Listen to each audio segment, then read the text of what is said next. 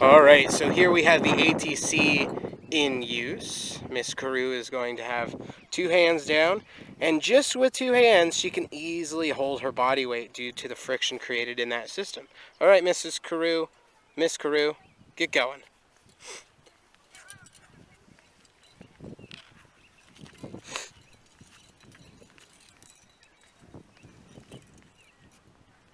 Alright, our next video will be on belay devices. Belaying is the act of more or less holding a rope for a climber and making sure you arrest their fall when they do fall. So belay devices come in all different shapes and sizes. There's just a bunch of them, and I mean, I couldn't buy them all. There's so many.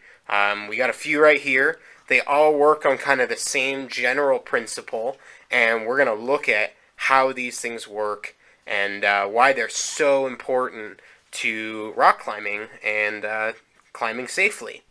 So we will look at our most basic belay device first right here. This is called an ATC. These belay devices are mostly made of aluminum. However, some are made of steel, like this Grigri here. It has a steel came on the inside, and all of this on the outside is steel also. But most of them are made of aluminum, like this figure 8 right here and this click up. So how do they work? Well, belay devices work by bending the rope and increasing the friction of the system, increasing your holding force. So let's say you have a 300-pound guy on the rope, and you are sitting at the bottom, and you are tethered down. And let's say you can't hold a 300-pound guy just with your bare hands on the end of a rope. Well, an ATC allows you to create the necessary friction, and not just an ATC.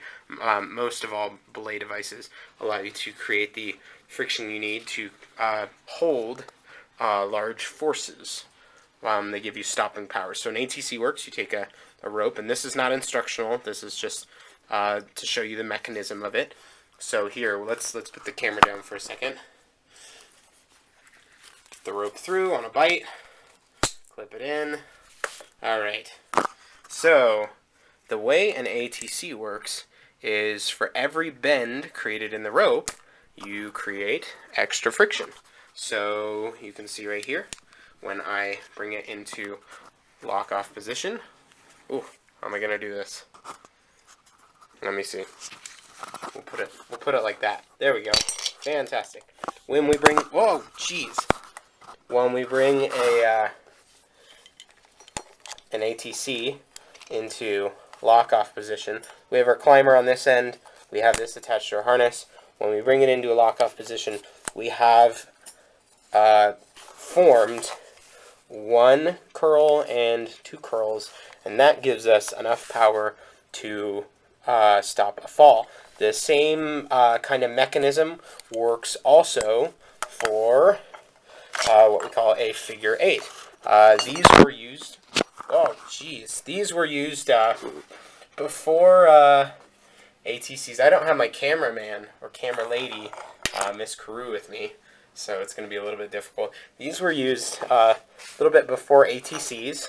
They go in, you clip a carabiner right here, and you can see we have our one, and then this would be our braking, and we have our second bend right here, giving us the next necessary friction to stop a fall. Now the problem with figure 8s is they twist the core of your rope, and they kind of make your rope all squirrely after a while. So a lot of people don't like using them. They're very fun with rappels though, because they give you not as much braking force as an ATC, so you go a lot quicker. Following that, we have some of the crazy ones. We got this guy. This is called a click up. The click up is a very interesting one in that it auto locks. So it's an assisted lock. So we have our little hand right here and our climber right here. We put them in like this and poke it through. We put our carabiner on like so. Okay. And in the circumstance of a fall, your carabiner moves from this position down here up to this position, giving you an auto-locking feature. So right now, the rope will not move, and then you have to click it up to release it. So interesting thing. Once again, same thing. You are increasing that that bite on the rope, increasing the friction, arresting your fall. All of these really work on that principle of increasing the friction and delivering a greater stopping force. Now, finally, the kind of the fancy, most expensive one. I have an old one. This is a Gree. This, like the ClickUp, is a auto-locking belay device. However, it works on a camming mechanism.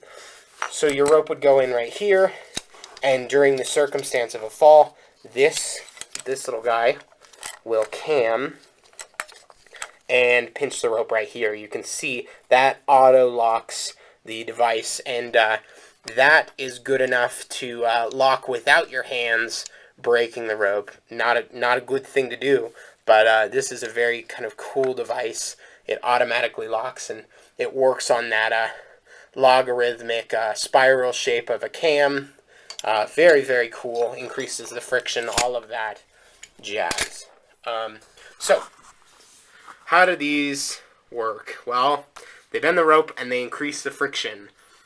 Who invented these things? Well, there was this guy.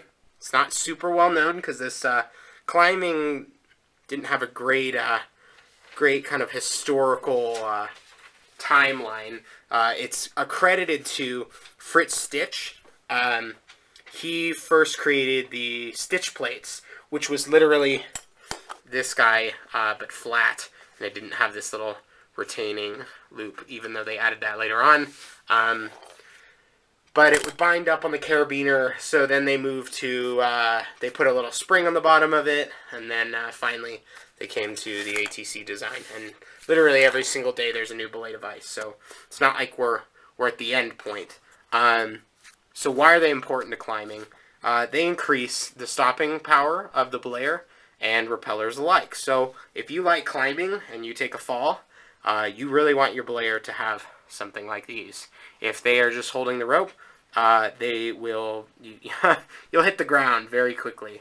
So it's very important that we have these kind of devices that increase our holding power and increase the safety of climbing. I hope you guys have a fantastic day, and I hope you enjoy my other videos on the history and mechanism of climbing apparatuses. Apparati. My bad.